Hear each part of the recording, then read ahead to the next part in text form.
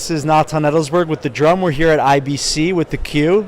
Scott, if you could tell us a little bit about what you do and why you created the company. Well, the reason I created the company is there's a ton of great content on the internet that most people don't get to see, right? A lot of people don't know this, but 5% of the content on YouTube gets 95% of the traffic on YouTube. So sort of implied there is 95% of the content on YouTube, and that's just YouTube, kind of goes unviewed. So there's a lot of people making great content. We wanted to create a platform for people to see it the way it was meant to be seen on a big screen on TV. Got it. And so how's the company been doing at IBC? Why are you here? We're doing really well. A lot of the platforms that we work with are here. Part of what we do is we create custom solutions for broadcasters out of content from the internet. So there's a lot of platforms here, and a lot of the people who work on the technology side of what we do are here as well. So it's a good mix of content and technology, a good place to be.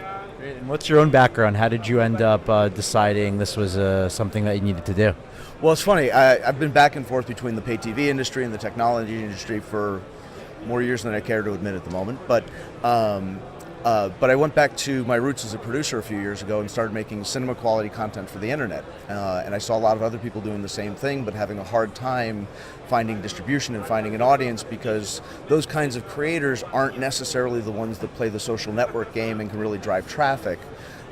They're really better at making content. And so the more I did of it myself, the more I got to meet other people who were doing it, the more I realized there was really a need for somebody to be a bridge between these great creators, this great creative content, and the commercial video industry.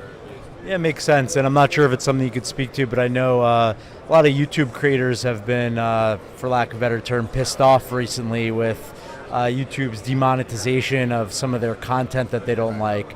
Do you see the Q as a company that will kind of be able to take advantage of YouTube changing things and help creators like this in a way, or is it a completely separate issue? Well, we view ourselves as complementary, right? But it's true that if you're just kind of a independent creator of content, it's really hard to make money just on YouTube. And I think at the end of the day, for these creators to be successful and develop revenue streams that allow them to make more content, it's kind of a cocktail of revenue, right? So a little bit from YouTube, a little bit from the Q, a little bit from someone else, and you can put together something that can really support a really nice lifestyle making great content. But I think it's a cocktail, right? It takes a mix, and we hope to be part of that mix. Totally, and who doesn't love a good cocktail? Indeed. All right, well, thank you very much for being here. Any final thoughts? No, thanks for having me. I appreciate it. All right, thanks a lot.